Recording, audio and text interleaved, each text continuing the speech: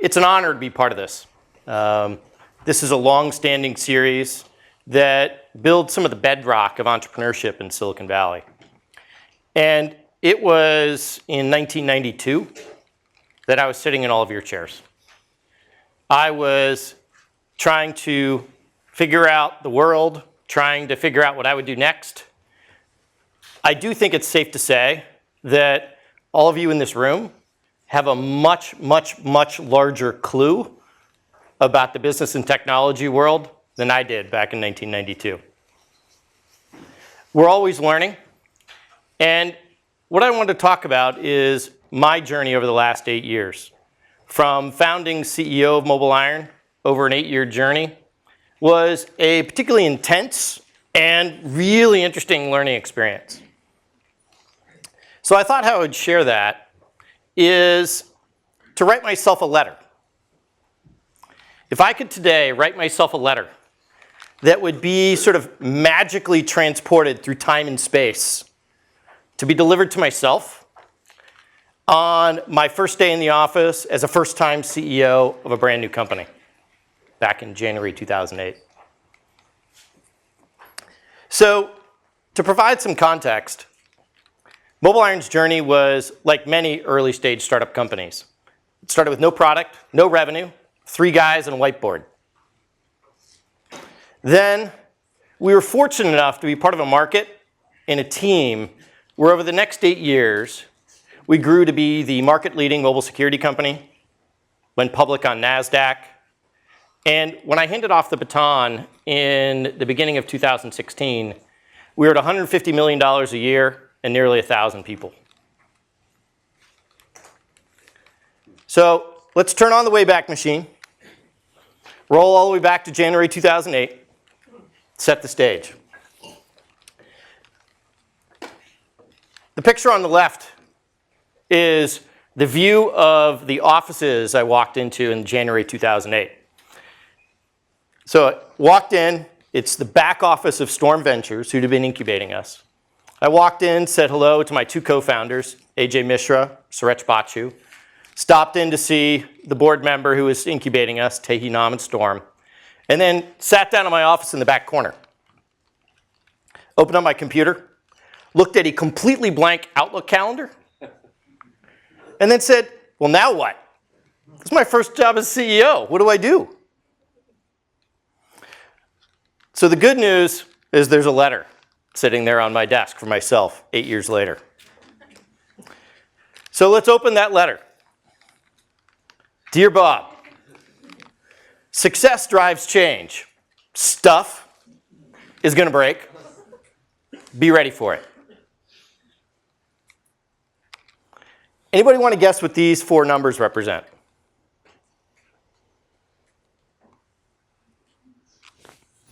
How many millions you made each year in revenue? I wish. This is the number of people in the company when all hell breaks loose. At 50 people, 150 people, 450 people, and 750 people. And it's the damnedest thing. What was working before is suddenly not working anymore. And you're kind of scratching your head saying, what's going on? At 50 people, when we broke through the 50-person barrier, I felt like we actually went backwards.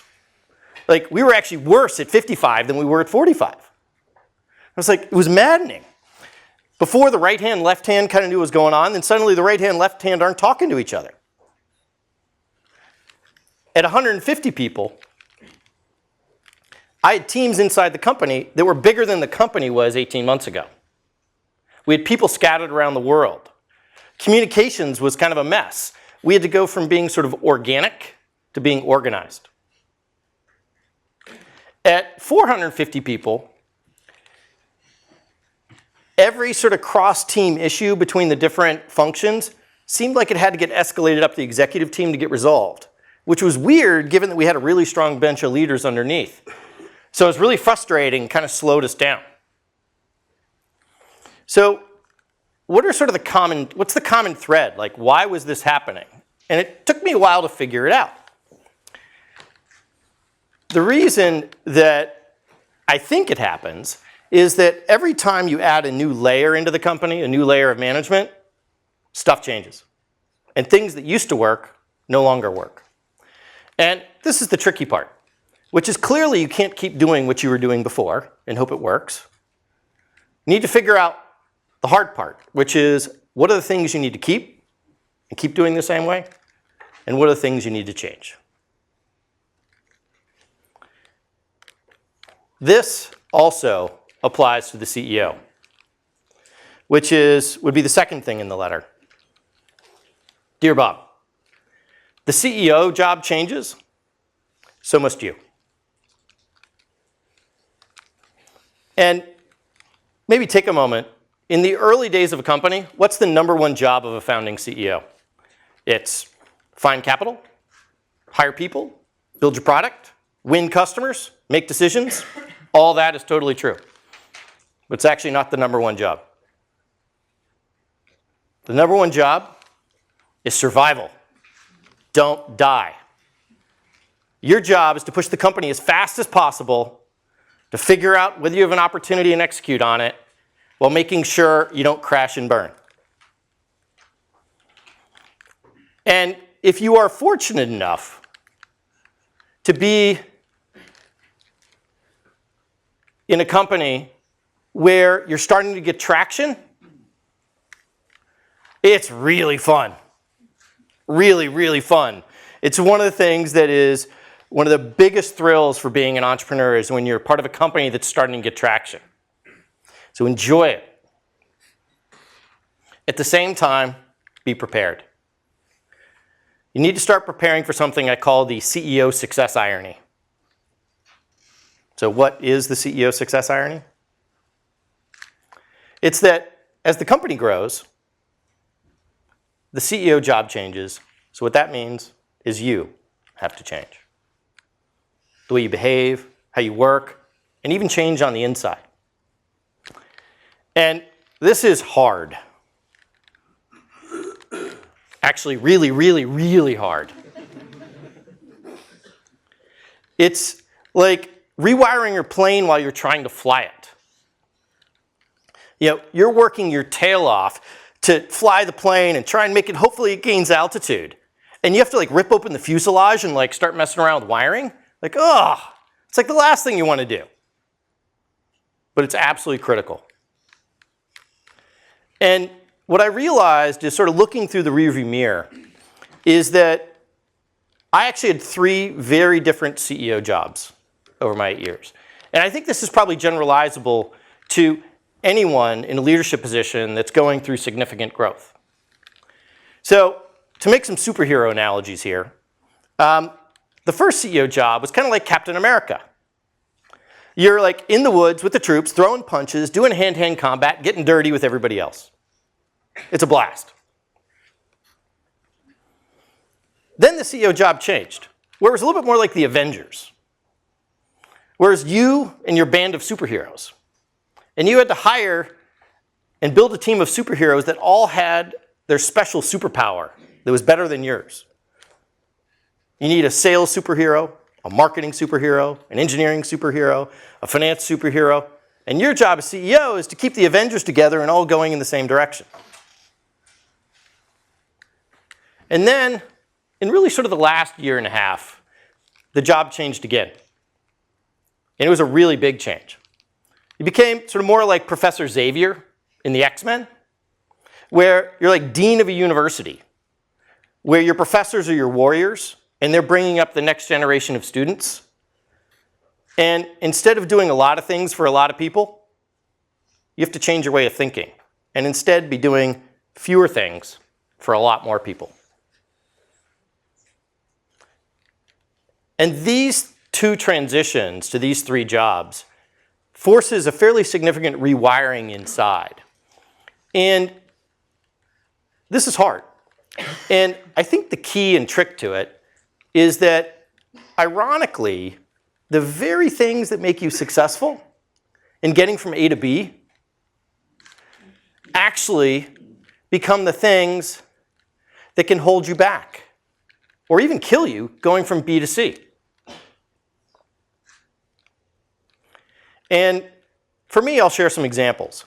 In the beginning, I had my hands deep into the product. But then I had to change my focus to be much more focused on the business as a whole. In the beginning, I was much more detail-oriented and like really hands-on with everybody in the company. But then I had to change and learn how to work through others. In the beginning, I was always really good at keeping fairly complex execution plans in my head. It's one of the things that sort of you need to do in the early days. But that doesn't work anymore when you grow. You have to be able to distill all that down to 3, 4, 5 goals that you can communicate to the whole company. Like these were all really big sort of rewiring exercises for me, all while you're trying to fly the plane. And this led to what was probably the hardest rewiring exercise for me. And it took me a little while to figure this one out, which is that in some cases, I would let my fear of sort of short-term turbulence get in the way of making a decision to try and do the right long-term thing. And I think where this came from is that for so long I was focused on company survival that I needed to change my mindset to thrival, which is how do we go build a Whopper? And sometimes in trying to go build that big company that it can become and execute at scale, sometimes you do need to occasionally do something that creates a self-inflicted air pocket. And I got in my own way on that. I occasionally let my fear of that self-inflicted air pocket get in the way of doing the right long-term thing. It was really only in sort of the last year and a half that I really managed to push through that.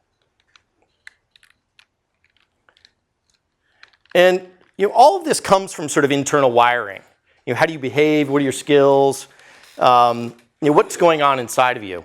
And what most people talk about when it comes to the job being CEO is sort of the stuff that's on the outside. Vision, determination, leadership, execution, all that stuff's super important. But what doesn't get enough airtime is what's the stuff that's going on inside? What are those sort of hidden behaviors or skills that are really sort of the soul of who's leading the company? And I want to talk about sort of what I think are the top 3. The first one is self-awareness. It is really uncomfortable to look in the mirror, both for a person as well as a team. But unless you do it, you don't actually learn and get any better. So listening to feedback, hearing the tough information, taking that into account, adapting, learning, all has its root in self-awareness. The second one is schizophrenia. You might ask, why schizophrenia? So, on one hand, you need to be this super optimistic Moses-type character leading people up the mountain. And on the other hand, you need to be this completely paranoid pessimist looking over your shoulder wondering what could go wrong. It's kind of psychotic, actually. But you have to be able to do both at the same time. And then the last one is the ability to close. And this sometimes gets mistaken for can you win customers and sell stuff? That's sort of part of it, but it's actually much deeper and much broader than that, which is one of the most important jobs and skills is your ability to get other people to jump on the bus with you. That could be, how do you win a customer? Sure. But it could also be, how do you convince an investor to bet on your business? How do you recruit a top executive that you really want to be part of the company? Even like, how do you close your own management team on your goals for the next year? You're doing it all the time. And no doubt, being a founding CEO is a really hard job. It's a fascinating, sometimes exhausting exercise in self-awareness. It is a breathtaking learning curve, or you're not actually paying attention.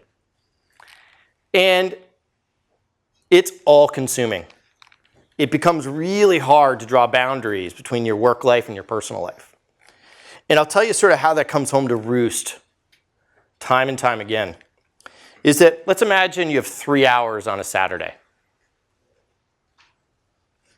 How do you spend it?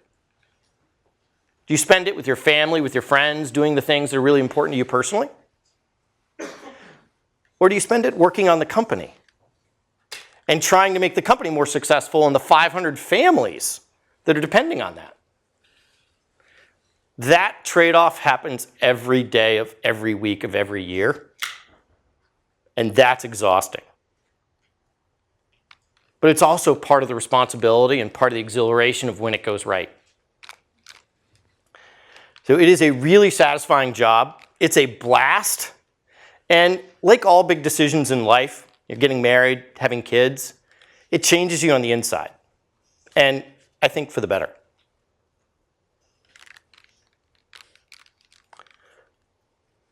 Let's go to the third item on the letter.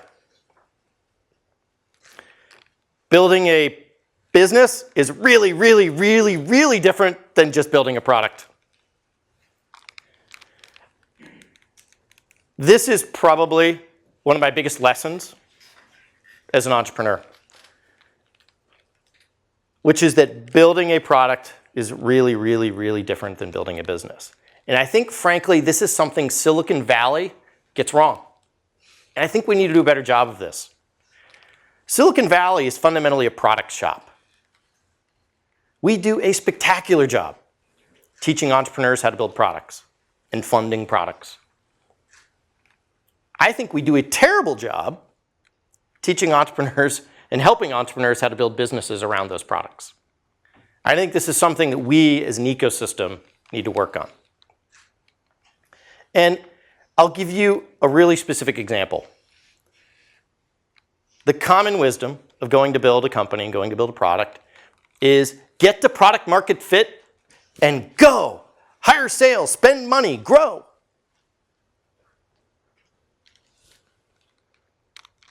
So you're super excited that you've worked hard, that you've got the product market fit, and your plan is everything goes up and to the right. Awesome. The unfortunate reality that's more frequent than you think is you bump along. And 6 months later, you wake up. And you haven't won that many more customers. Your original customers are super happy with you. That's great. But you haven't really grown. Your team's starting to freak out a little bit. Your investors are getting really antsy. What's going on?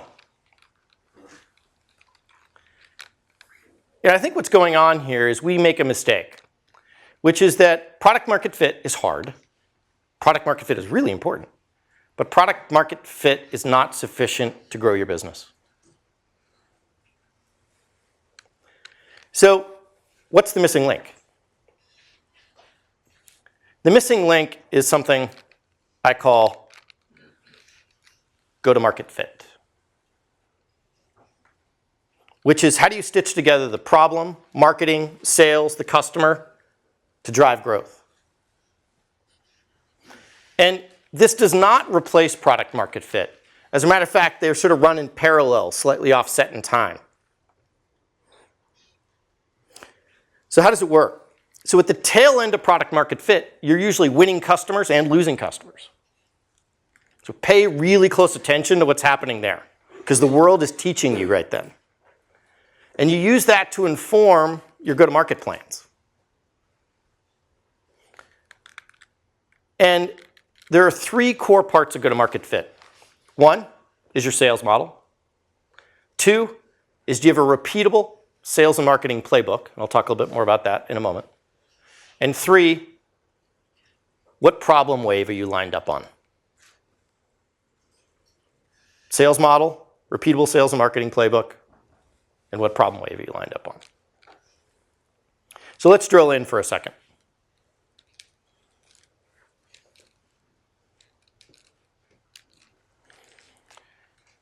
So on the sales model, the most important thing is pick one. You'd be surprised how many companies sort of bumble along trying multiple sales models at the same time. That's fine, but in order to achieve go-to-market fit, you have to figure out what your sales model looks like. You know, it can be direct, it can be channel, it can be web, it can be retail, it can be freemium, it can be expand and upsell, it can be marketing led, it can be sales led, it doesn't matter, but you just have to pick one. The second thing is your sales and marketing playbook. The most important part of this, and this is, I would argue, sort of the highest protein part of this exercise, is how do you come up with a repeatable sales and marketing playbook that does two things? How do you find and win customers? And what's the wow? What's the wow that gets them across the line? And the third part of getting go-to-market fit is the problem wave.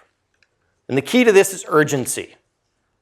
Are you lined up on the right problem wave that drives urgency, that answers the two questions, who cares and why now?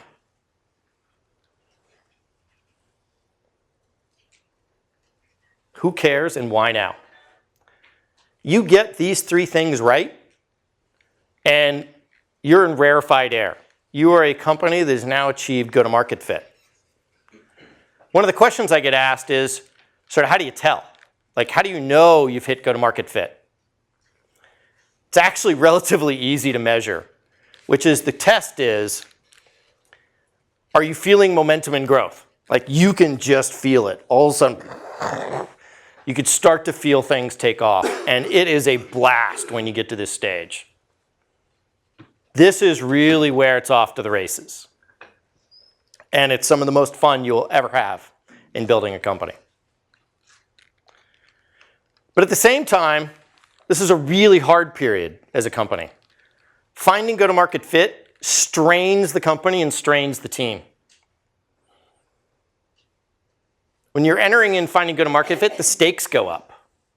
Because now you have really measurable goals that everybody knows whether you hit or miss every quarter. Versus a product roadmap that may have slipped a week or two. When you miss your numbers, everybody knows. At the same time, your cash burn goes up because you're hiring salespeople, investing in marketing. So all of a sudden, like, you're seeing cash go out the back door. So the strain goes way up. At the same time, you're also going through a culture shift. And this is one that I think is one of the things that needs more discussion in Silicon Valley, which is that many companies start off as being really strong product-led cultures, and that actually is what makes us successful. But in order to successfully navigate go-to-market fit, you need to evolve the culture to be more balanced. So you have a balance between a product-driven culture and a sales and market-driven culture. And that's often hard on the engineers and the product folks that have been spending the last 2 years working their tails off to build the company. And the last one is, it's really easy to fall into the blame game at this point, where if things aren't going right, sales and product just kind of point fingers at each other and say it's the other one's problem.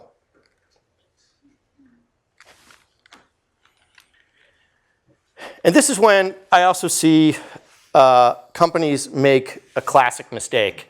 And in many ways, I sort of hang this one on the venture capital community, actually. Because, hey, it's time to start selling. What's the first thing you do? Go hire a VP of sales. Wrong answer. Wrong answer. Because you haven't yet found your path through the woods. So the thing I've seen be much more successful is the first salespeople in the door you want to hire are more like Davy Crockett. Sort of the explorer finding the path through the woods. What's working? What's not working? Let's try this. Let's try that. And then you start to figure out your path, and that go-to-market playbook starts to come together. That's when you bring in a grade A VP of sales. And one of the dirty little secrets is that if you try and bring in a grade A VP of sales too early, they're not going to take the job. Because no grade A VP of sales will ever be the first salesperson in the door. So once you've found the path, then it's time to go hire Braveheart to go take the fort.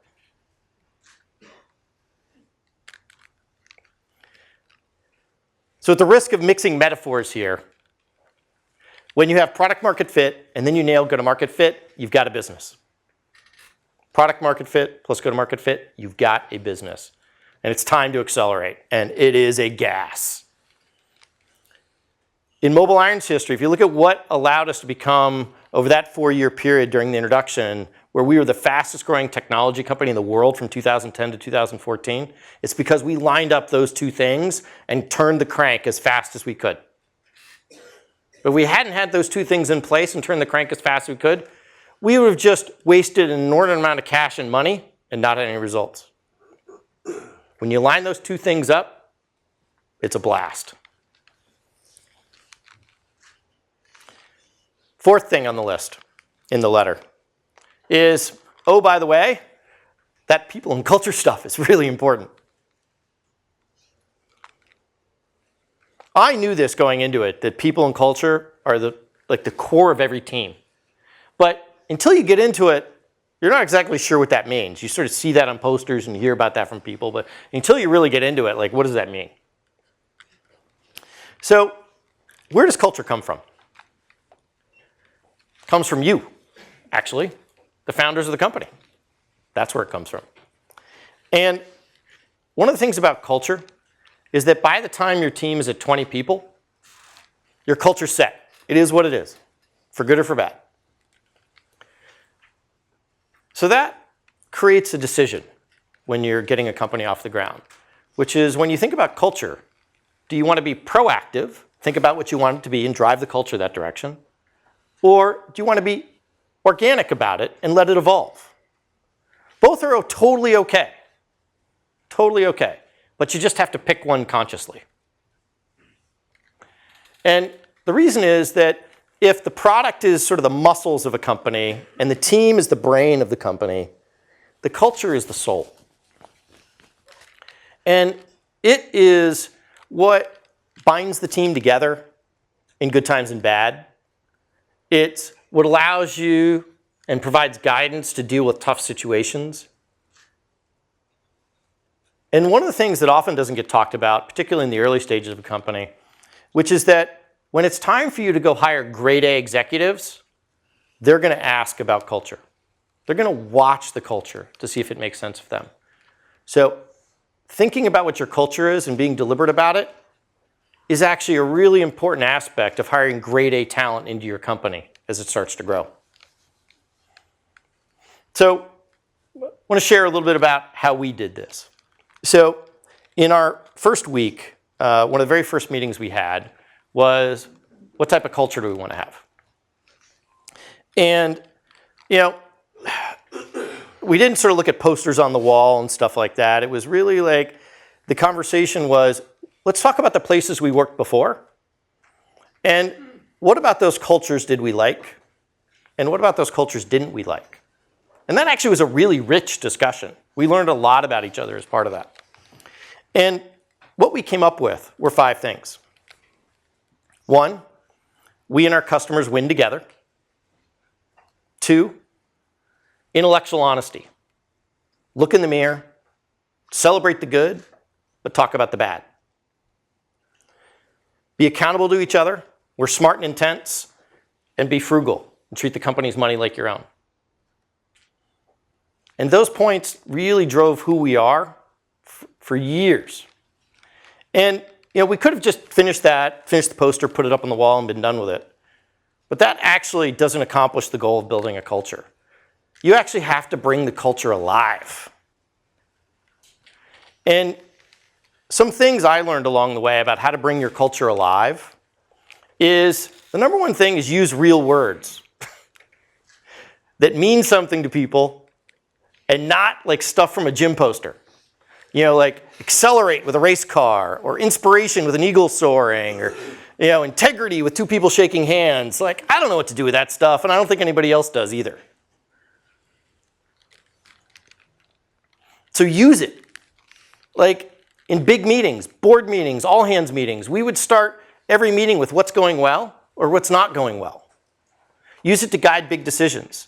Use your culture to make decisions about who you hire, who you promote, and who you fire. And walk it. There's lots of little things every day that happen that sort of reinforce the culture. And nothing can undermine the culture faster than if the little things don't add up.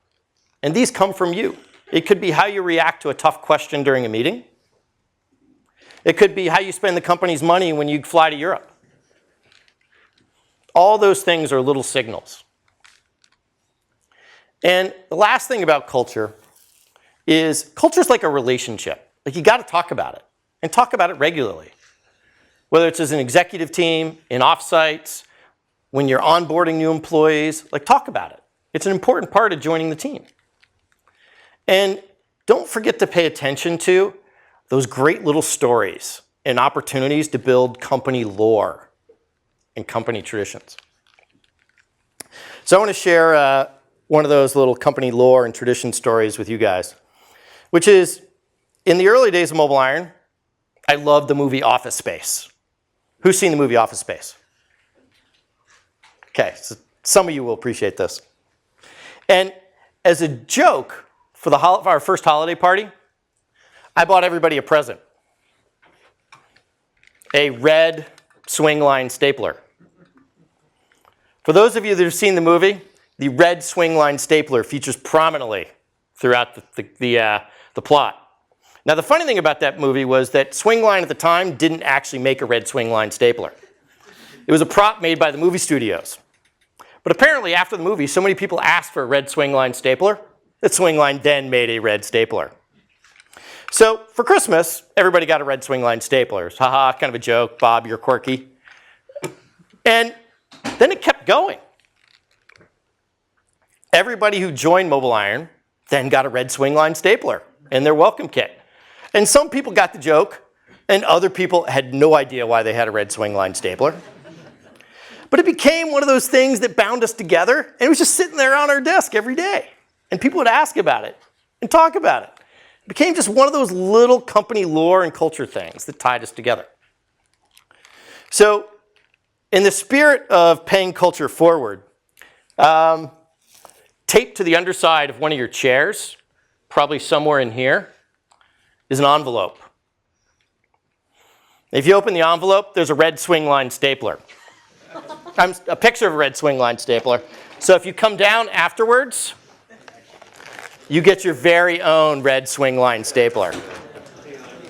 There it is. All right, come on down afterwards. You get your very own red swingline stapler.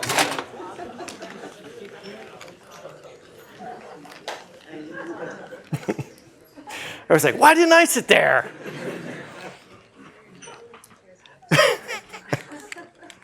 So when it comes to the culture and the people, the early founders are where it starts. You know, the founders are the seed corn that build the early product, that hire the original team. And they're the ones that frankly bring the mission to life. And if it starts to work, your mission then grows and starts to turn into something that matters, which is a really special thing.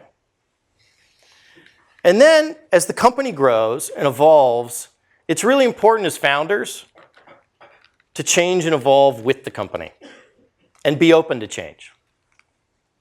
And I've seen some companies do this well, and some companies do this terribly. And this leads me to something that I call the founder oath. And it's sort of like the Hippocratic oath the doctors take to do no harm. That the founder oath goes something like this, which is that it's about the mission. Not me or my ego. And I promise to do my best to separate my ego from the business. The second thing is that while a lot of the people work for us, that don't ever forget that we work for the company and the team. And the third part of the founder pledge is that I recognize that very few things can screw up a company more than founder drama. And if we are fortunate enough the company grows beyond us, that I will step aside gracefully for the good of the mission. And these are not hollow words to me. Every single one of the three founders, AJ, Suresh, and myself, at some point stepped out of our initial operational role. Every single one of us. And I got to tell you, it's not fun. It's kind of hard on the ego. It's a weird out-of-body experience. but it's absolutely the right thing to do.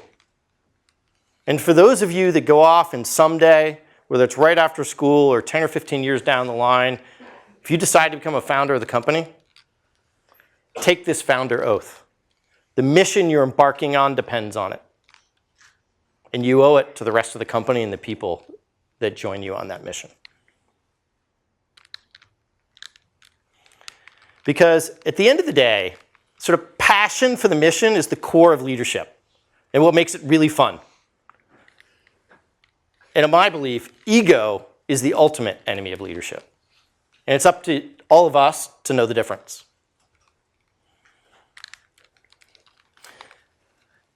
The last point, number 5 on the list. Doing something uncool will eventually become cool. Doing something cool will eventually become cool. So here's one of the classic dynamics in Silicon Valley is that's a cool hot space, and it's like a rugby scrum. Everybody piles on. That's fine. That works. I'm more of a believer in this guy's model. Anybody know who that is? Wayne Gretzky. So Wayne Gretzky is famously quoted because he was asked during an interview. So for those of you who don't know who Wayne is, he was probably the best hockey player of all time.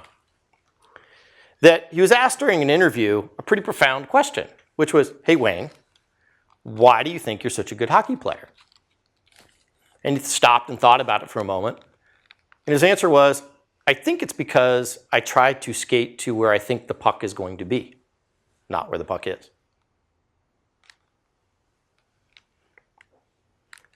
So how does this apply to what we're doing here in the entrepreneurship world?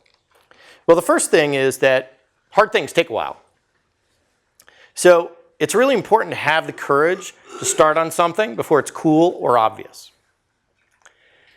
And then at some point, when it becomes cool and obvious, you're ahead of the game. There's sort of an interesting sort of underlying awkwardness and clunkiness to this, though, which I sort of call, for me, the cocktail party problem. That's why the cocktail party in the background here. Because, you know, all of us go to cocktail parties where it's either a work thing or a social thing, and you ask, what do you do? And when you have an answer, everybody sort of turns and yawns. It's not that fun. So I'll give you a couple great examples. So 1998, I was at a cocktail party right after business school with a bunch of friends of mine. And, you know, everybody's doing like .com something. This is right before the .com bust. And furniture.com, pets.com, and a couple of us were doing sort of uncool enterprise things. And a buddy of mine was talking about what he did. It's like, yeah, we've got this company. They're translating semiconductor instruction sets on an Intel chipset so that you could actually have more than one operating system run on a chip. And literally, you could see everybody's eyes glaze over. People turn around and go get another drink. Well, that company eventually became VMware and unleashed a force of nature on the universe that is now worth between $30 and $40 billion. For me, in 2008, 2009, when we took off to go focus on enterprise mobility, everybody was in love with consumer mobility. The next app, the next great game. And we'd go to like industry events or cocktail parties, and everybody wanted to talk about the next great thing consumer. And I would say, hey, we're focused on enterprise work stuff. And people would be like, oh, yawn, eyes glaze over, turn, go get a drink.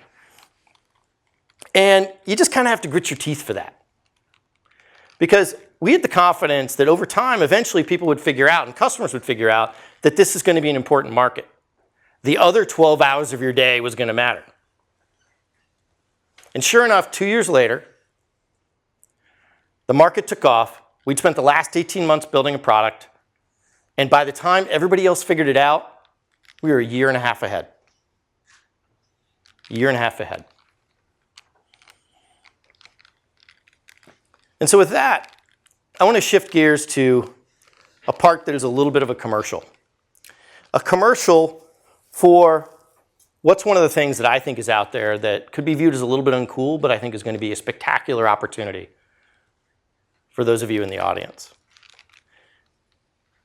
I think this is going to be the next trillion dollar, and I mean trillion with a T, dollar opportunity over the next 10 years.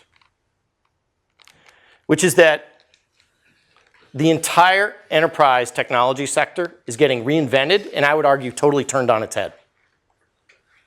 Why? Because while the consumer world is a fascinating, gigantic business in and of itself, at the end of the day, most people spend another 12 hours a day at work. And there's an enormous amount of technology industry that is focused on that other 12 hours of your day. And if you look inside this industry, there's a changing of the guard that's happening. All the companies that were born and grew up in sort of the web and PC world are heading into retirement. Because everything is changing. Everything. I sat down for a couple and said, all right, what are the top 5 or 6 things I think are changing? And I kept going. Just to give you an example, cloud is totally changing the way compute's happening. Apps are reinventing entire industries. Software is being built differently with clusters of microservices. Mobile's becoming the new front end for everything. Security and identity are being totally reinvented. Data is now being freed for analytics, and that's unleashing a whole new capability for artificial intelligence and machine learning to solve problems in whole new ways. And this is just the beginning of the list. If you look at the market capitalization and importance of sort of all the things that are built on this, it is over $1 trillion of market cap that's going to get rearranged over the next 10 years. This is one of those opportunities that comes along once every 20 or maybe 30 years. And the great part about it is the next generation of leaders of companies to do this are being born right now. And frankly, we need you. Because I think building a business is always cool.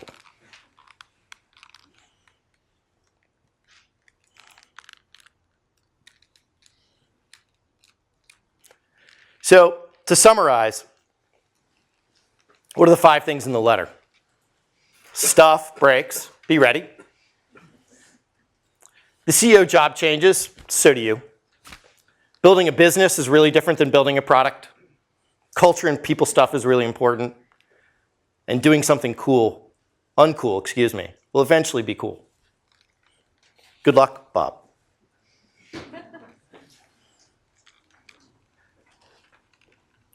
So there's a little PS down at the bottom of the letter with some parting advice. So some of the best life advice I ever got, believe it or not, came from a skydiving instructor. Who's been skydiving? All right, pretty good. So when you go, I went to my lesson to learn how to skydive, and the skydiving instructor had 2 pieces of advice.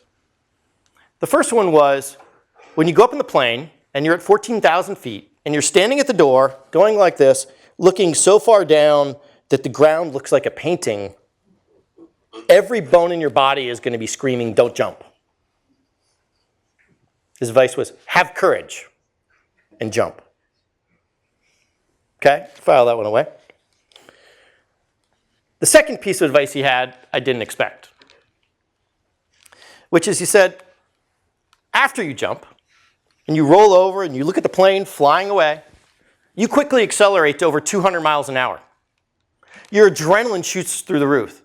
It's going to sound like a freight train. Every single one of your senses is going to be overloaded.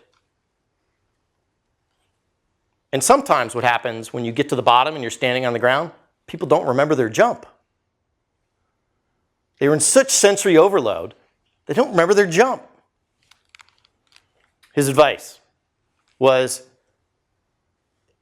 in the midst of all the noise, the adrenaline, the fear, slow your brain down and take mental pictures. So slow your brain down and take mental pictures. So for those of you that someday will take the leap, have courage, and in the heat of battle, the smoke, the lights, the noise, make sure you slow your brain down and take pictures. And someday, that'll be you standing with your team, taking an all-hands picture, and having a really proud moment.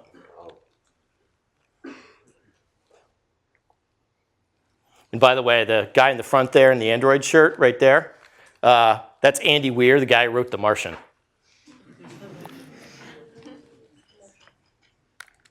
So I'd like to say thank you to all of you for spending time with me today. It's an honor. But I'd also like to thank a bunch of other people that played enormous roles in my journey and my learning over the last 8 years. I'd like to thank my team at MobileIron, who jumped into the boat and rode like hell with me for 8 years and put up with me learning on the job. Thank my investors who had the confidence and the coaching to stay side by side with me. And also to my wife, my son, and my daughter for putting up with it. And thanks to all of you. Best of luck.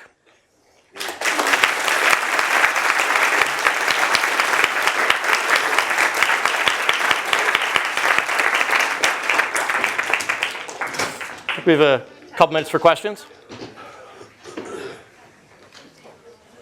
Here, we'll let a couple of the people clear out, and then we'll do questions. Don't forget to come get your stapler. Yeah, there's a question up here, and then we'll do one in the back there. Yeah? Out of all the requirements that you set for founders, like they have to meet the culture.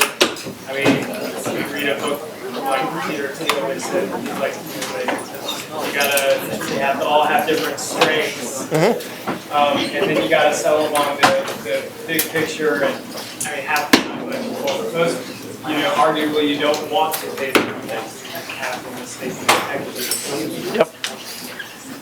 What's that process look like to acquire talent? To bring together the initial founding team? Yes. Yeah, so the question was sort of, how do you bring together that initial co-founding team since so many things after that kind of depend on that? Is that? Yeah, and then like you have to have a history with these people too. Like you want to bring somebody on you've been at some random event and it's like getting married in Vegas. Yeah, that's true. So how do you find that initial founding team? There's no one recipe for it, actually. I'd love to be able to say, here's the answer. I'll tell you sort of what I've seen, which is that in terms of bringing together the initial founding team, the number one thing is that you actually all care about whatever it is you're going to go do. Like you've got passion for the space or the problem, and that can come lots of different ways. It could be from somebody who's in an adjacent space, somebody who's thought it was interesting, somebody who's been in the industry for 20 years, somebody who did their thesis on it. Like just got to be really passionate about the space. That's the number one thing.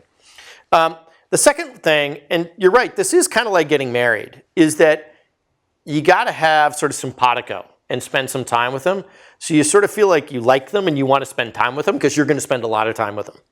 And it's sort of like dating somebody and you're like, well, I think that problem will kind of go away later. Usually doesn't. And the third thing that I found in sort of bringing together your co-founders is having just sort of different perspectives. You don't want everybody to be sort of cookie cutter the same. Like the last thing you want to do is sort of start a company and say, I've got 3 ex-McKinsey consultants that are all coming from the same group to go start a company. Like you need sort of people with different backgrounds. And it's great if you can have somebody that's sort of technical, somebody that's more product and go-to-market oriented. That's sort of the classic combo to go get a company off the ground. Now for me, what was interesting is in terms of the 3 of us, 2 of us knew each other before. And Suresh, the third, we didn't know before. But we found him, which is almost as good as somebody you knew before, through somebody we knew that we trusted.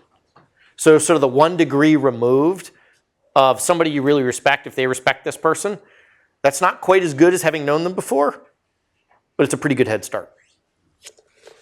Next question was back there. You talked about a $1 trillion industry and business. Yes. How does one go about getting the experience to find those kind of problems and understand that area? Especially being in school, it's hard to get exposure to that. And a lot of people talk about consumer because that's what we see every day. How do you get experience to those problems? Yes. So the question was, hey, look, this $1 trillion enterprise opportunity, how do we go get experience to figure out how to be part of that? Is that essentially the question? So, and you also hit on a really good point there, is that one of the things about the consumer world is we all see it every day. So it's sort of easy for us to relate to and be like, I'm going to go do that. The enterprise sometimes is a little more opaque. Like, you don't necessarily relate to it as a consumer. So you actually have to make an effort to go learn about that industry. Me personally, I just love building stuff that matters, that's going to be around, and I think the enterprise sort of fits that category. So for those of you sitting in school right now thinking about how to get experience in the enterprise market, you are sitting at sort of ground zero for most of the major enterprise technology companies in the world. So one option is go work for one of the mid or large enterprise companies out there and go get some experience. The second one is there are tons. Remember I said sort of all these market leaders are being born right now? There's probably 50 or 60 companies that are right now achieving sort of mid-sized scale in the enterprise space. They have a chance to really be one of the leaders over the next 10 years. Go figure out, they're getting to the stage where sometimes they're willing to hire people right out of school. The third one is just do your homework. Start reading like magazines around enterprise technology, pay attention to blog posts on it. Like, one of the challenges with consumer world is a lot of times the most advanced, interesting problems actually don't get solved in the consumer world first. They get solved in the enterprise world first and then trickle out to the consumer. So actually some of the really gnarly, interesting problems are being solved in the enterprise space. And go figure out what those are. For me, when I was coming out of school, I asked the same question. And Don Valentine, who's one of the founders of Sequoia, was giving a talk about enterprise in 1998, actually. And he talked about the convergence of voice and data, which we all sort of laugh about now. Duh, voice over IP exists. But at that point, nobody had done voice over IP before. So I was like, that sounds interesting. So I went and did a bunch of research on that and ended up working at a voice over IP startup. It was too early, actually. Voice over IP didn't take off till like 2005, but I learned a lot along the way. Yeah, stapler guy. How do you know when something's too early? Like, how do you know when it's the right time, the right idea? So the question was, when is something too early? How do you know it's the right time or the right idea? This one is sort of a mixture of logic and instinct. The instinct on it is sort of connecting the dots and sort of seeing what some of the trend lines are, sort of like Wayne Gretzky skating to where the puck is going to be. That's sort of the instinct part. The part that's logic is you can actually go do your homework to figure it out. The number one way to do that is go talk to whoever the customers are that would buy whatever you're talking about. My experience on that one is that for MobileIron, we spent 6 months talking to customers, 6 months, before we wrote a line of code or raised $1 venture capital. And that's sort of inverted from sort of the common wisdom, which is, hey, we've got a cool technology, who to sell it to? That's actually not the way most companies are successful. The companies who are successful are the ones that go do their homework on the market and the customers. They connect the dots and say, that's where the world's going. I'm going to skate there. That way you can tell whether it's too early. And sometimes, if you even think it's a little bit early, screw it. Do it anyway. Yeah? Elaborate about self-awareness, because it is easy to say that I need self-awareness, but how do you actually put in practice? I'm so glad you asked that question. So let me repeat that. So our question was about self-awareness. It's easy to say, but hard to do. And how do you sort of know whether you're doing it or not? And I would also add to that, when you're interviewing to hire people, how do you figure out whether they're self-aware too? Self-awareness, big topic. All right. So number one, in terms of how are you being self-aware? The first way I do that is you almost have sort of this like little observer outside of yourself, that after you have a meeting, you have a conversation, you do something, you make a decision, you sort of ask yourself, how did I do on that? And the important thing is to not market to yourself. How you know you're not being self-aware is if you're marketing to yourself. So that's got to be a mixture of sort of good and bad. So your measure of self-awareness should always be, do I feel like there was good news and bad news in there, so I feel like I'm being honest with myself? That's sort of number one. Number two is ask for critical feedback and watch how you react to it. So here's another little self-awareness loop. Lots of people ask for critical feedback and they get defensive and sort of like argue about it. Like, you know, the irony is feedback to people sometimes is that you're not very good at taking feedback. So ask for critical feedback And then really internalize it, put your defenses down, and most importantly, be vulnerable. One of the core measures in my mind of whether you're actually being self-aware about something is, do you feel vulnerable? If you feel vulnerable, you're doing a good job. And that, going to the thing I added to your question, which is then when you're interviewing people, how do you sort of test for self-awareness? Is that the way I would do it is, you always ask the classic interview question, what are you not good at? And people usually give you half-baked answers like, I work too hard, which is really sort of like a veiled self-compliment. So how do you really get to the core of, getting to figure out whether somebody's self-aware or not? And the way I would do it would be, I would start with putting myself out there and say, look, I'm going to ask you the typical interview question of what are you not good at? But that's actually not what I want to talk about. What I want to talk about is, what do you feel insecure about? And let me tell you mine. Mine is that I'm pretty good at keeping complex stuff in my head, but I'm actually not very good at distilling. And when you're CEO of a company, you have to distill this stuff down so that people can actually figure out what to do with it. And I'm working on that. And I'm not very good at it. I'm kind of insecure about it. If you start a conversation like that and show that you're being vulnerable and self-aware, it gives the other person permission to be that way. And if they don't, then you know they're not. We done with time? Okay. All right. Thank you, everyone. Best of luck.